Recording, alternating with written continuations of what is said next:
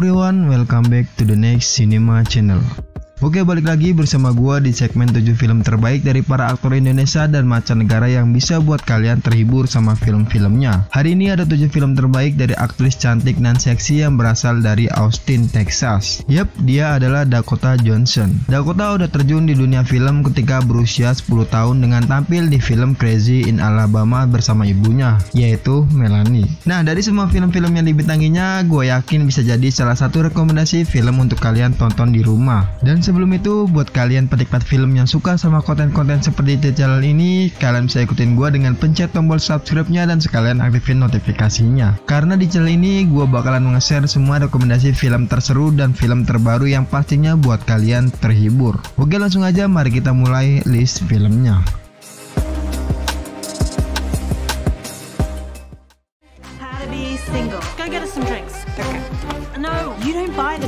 How to be Single. How to be Single ini seperti kombinasi beberapa isu tentang cinta dan wanita yang mencoba menggabungkan sex life. Mengisahkan Alice Kipling setelah kelulusannya dari universitas, dia telah putus dengan Josh. Ketika Alice pindah ke New York, dia bertemu dengan teman kerja bernama Robin yang memiliki sifat bebas. Untuk membantu Alice mendapatkan pengganti Josh, dia memperkenalkan Alice dengan Tom. Tom sendiri bekerja sebagai bartender yang rupanya jatuh hati pada sosok wanita bernama Lucy yang percaya akan kesempurnaan cinta hingga menggunakan algoritma. How to be Single merupakan film yang diangkat dari novel berjudul sama karya Liz Tuccillo. Film ini mengusung tema tentang pilihan menjadi wanita single serta konsekuensinya. Sebuah tema yang sebenarnya sangat bagus untuk dieksplorasi. Christian Ditter sebagai sutradara seakan kehilangan fokus cerita saat merangkai kisah tiap karakter di dalam film ini. Akibatnya alur cerita terasa begitu liar dan dangkal. Oke, kita lupakan semua itu. Di sini gue mau bahas sedikit review acting dari Dakota Johnson sendiri. Dia di sini berperan sebagai Alice, wanita yang mencoba merasakan kesendirian sekaligus kebebasan. Dakota berhasil memberikan kelucuan-kelucuan yang real dan apa adanya dengan tingkahnya sendiri di film ini. Kalau urusan romansnya udah nggak diragukan lagi, hampir semua film mau dipasangin dengan siapa aja, Dakota Johnson bisa menerapkan karakternya dengan baik. How to be Single dengan film romantis komedi ini di rating 6,1 di IMDb.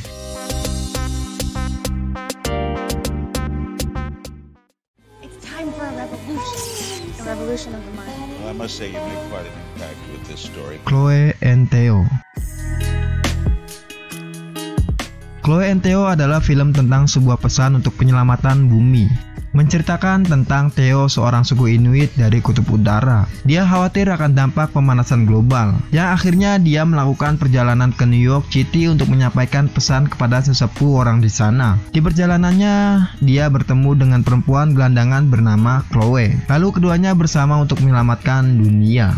Di film ini, penonton akan dibuat kagum dari akting menawan Dakota sendiri. Mungkin banyak orang di luaran sana, termasuk gue sendiri, bahwa nama Dakota Johnson melekat dalam film-film yang berbau dewasa. Tapi kali ini agak sedikit berbeda. Kalian akan melihat penampilan yang memukau dari Dakota, bagaimana dia harus menyelamatkan bumi dari kehancurannya. Dan di film ini, Dakota dipasangkan dengan aktor pendatang baru yang berperan sebagai Theo, yaitu Theo Ikumak. Chloe and Theo dengan menampilkan tampilan prima dari Dakota Johnson ini di rating 6,3 di IMDb.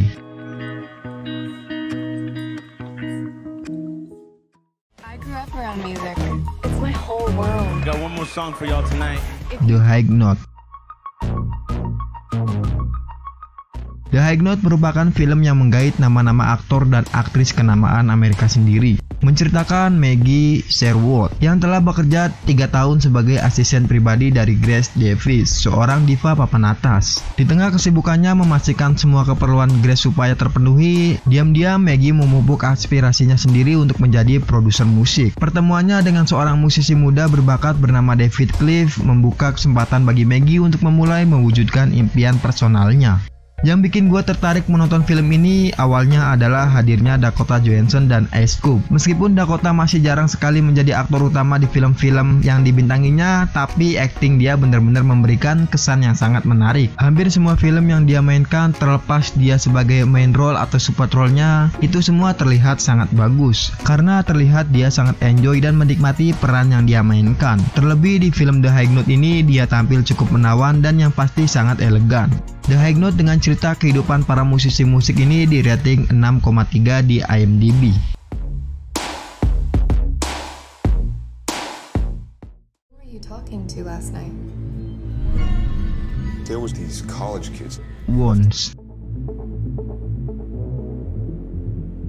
Once adalah film yang mengadaptasi dari novel berjudul The Visible Field.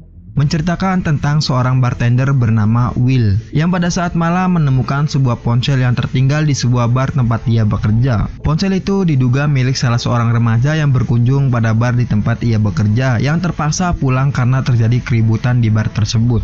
Film ini cukup memberikan nuansa horor yang menegangkan dan didukung dengan tone yang sangat gelap. Penyisipan elemen-elemen disturbing yang benar-benar mengganggu pikiran dan efek suara yang sangat mencengkam. Namun sayangnya jalan cerita dalam film ini nggak begitu jelas. Kejadian-kejadian aneh tersebut nggak dieksplorasi dengan maksimal. Kurangnya penjelasan dari rangkaian kejadian tersebut memberikan pertanyaan besar buat para penontonnya dengan apa yang sebenarnya terjadi dalam film ini. Satu lagi, Dakota benar-benar berhasil memerankan karakter Carrie di film ini. Dia sangat berhasil membawa film ini menjadi lebih baik dengan ditemani Armie Hammer yang kita ketahui bahwa dia sudah membintangi banyak film maupun seriesnya. Mereka berdua di sini sangat cocok memerankan karakternya masing-masing.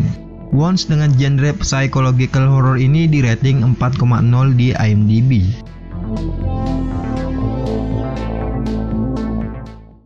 So how far is it? About that far on the map. Are your fingers to scale? Yep. The Peanut Butter Falcon. The Peanut Butter Falcon adalah sebuah drama dengan narasi yang penuh haru sekaligus penuh tawa.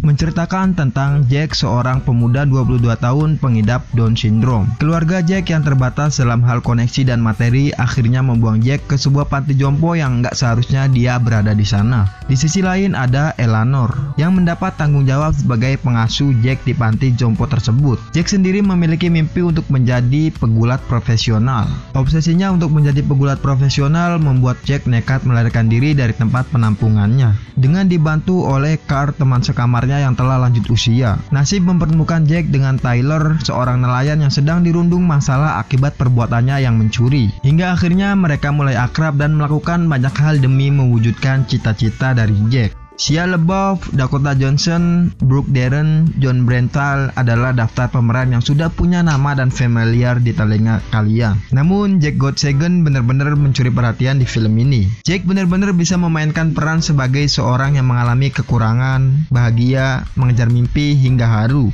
Apalagi di bagian komedi, Jack Gottsagen menjadi pengontrol yang sempurna untuk film ini. Dia seperti nggak punya beban tampil bersama aktor-aktor besar yang berada di film The Peanut Butter Falcon ini. Selain Jack, acungan jempol juga patut diberikan pada aktris yang sekarang lagi kita bahas, yaitu Dakota Johnson. Meskipun perannya kecil di film ini, dia adalah pelengkap dari kegemasan di antara Jack dan Shia. The Peanut Butter Falcon dengan kisah persahabatan dari dua sudut pandang yang berbeda ini di rating 7,6 di IMDb.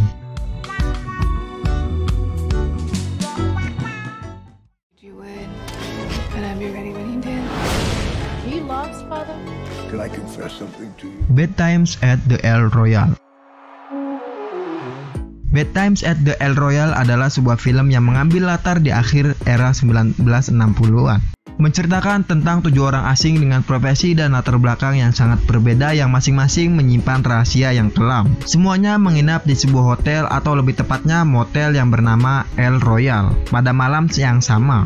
Salah satu keunikan dari film ini adalah banyaknya karakter di film ini sendiri, bahkan menggandeng nama-nama besar seperti Jeff Bridges, Dakota Johnson, Jon Hamm, Chris Hemsworth, hingga Louis Pullman. Menggabungkan nama-nama besar dengan karakter yang sangat berbeda tentunya nggak mudah. Namun sutradara Drew Goddard mampu mengemas sebuah pengenalan karakter yang sangat baik. Apalagi untuk cerita pengenalan karakter, sang sutradara membuatnya dengan alur maju mundur yang nggak disangka oleh penonton. Terlebih lagi setiap plotnya punya sensasinya sendiri. Nama Dakota Johnson menjadi daya tarik tersendiri untuk para penonton. Seperti film-film sebelumnya, dia mencoba tampil sebaik mungkin, dan itu terlihat dia mampu mengimbangi nama-nama besar dari aktor dan aktris lainnya.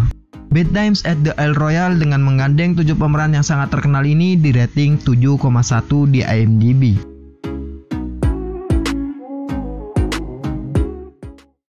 Sebelum masuk ke list nomor 1 film terbaik dari Dakota Johnson, gue punya adlist atau tambahan film terbaik dari dirinya yang bisa buat kalian melihat sisi lain dari Dakota sendiri. Berikut list filmnya.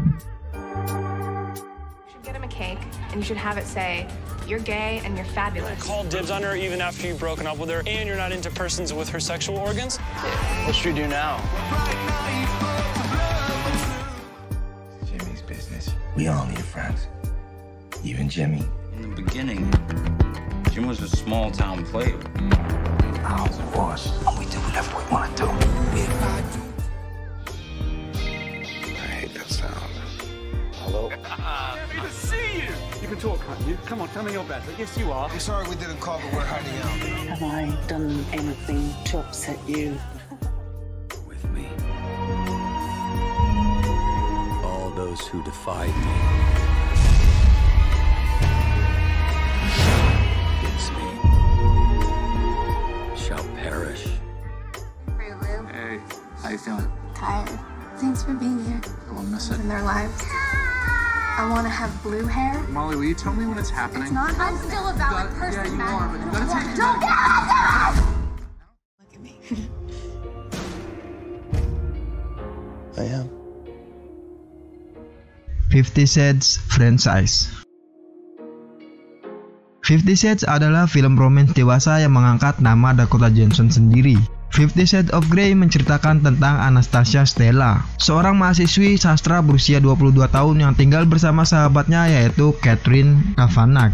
Catherine bekerja sebagai penulis untuk jurnal kampus mereka. Karena dia sakit, Catherine membujuk Anna untuk menggantikannya mewawancarai seorang pengusaha muda sukses dan kaya berusia 27 tahun bernama Christian Grey. Anna langsung tertarik pada Grey dan terobsesi untuk karisma sensual yang dimilikinya. Seri kedua yaitu 50 Shades Darker menceritakan 3 hari setelah meninggalkan Christian. Anastasia Stella memulai pekerjaan barunya di penerbitan Seattle Independent sebagai asisten pribadi editor Jack Hyde. Anna mendapat perasaan tak enak mengenai Jack yang selalu mengajaknya jalan. Sementara Christian mengirim surel kepada Anna untuk mengetahui apakah Anna memerlukan tumpangan mengunjungi galeri temannya ataukah tidak. Sedangkan di seri yang ketiga yaitu 50 Shades of Red menceritakan tentang setelah Anna berhasil meyakinkan Christian bahwa dirinya patut dicintai dan bisa menjalani kehidupan normal seperti pasangan lainnya. Anna pun berkomitmen dengan jati dirinya untuk bisa lebur dengan mainan Christian yang sangat disadarinya dan gak mungkin bisa terlepas dari calon suaminya tersebut. Playroom adalah pelepas stres dan terapi paling ampuh bagi Christian. Dan Anna mau gak mau harus membiasakan dirinya agar bisa lebur bersama mainan-mainan yang dimiliki Christian Grey. Hampir di ketiga film mungkin ceritanya agak sedikit lemah dan pengembangan karakternya juga apalagi, terutama di yang kedua. Banyak konflik yang seharusnya bisa dikembangkan, di mana adanya mantan Christian Grey yaitu Layla Williams yang cenderung menjadi seorang yang stres karena sudah nggak bisa bersama Christian Grey lagi dan suaminya pun telah meninggal. Di situ nggak cukup membantu sama sekali di film ini. Penampilan berani dan polos Dakota Johnson sekali lagi menyelamatkan film ini. Aktingnya sangat baik di film pertama, kedua maupun yang ketiga. Kalau Jamie Dornan sendiri jangan ditanya, dia sangat all out banget dengan memerankan karakternya sebagai Christian Grey. 50 Shades trilogi dengan genre romantis erotis ini menjadi film terbaik dari Dakota Johnson sendiri.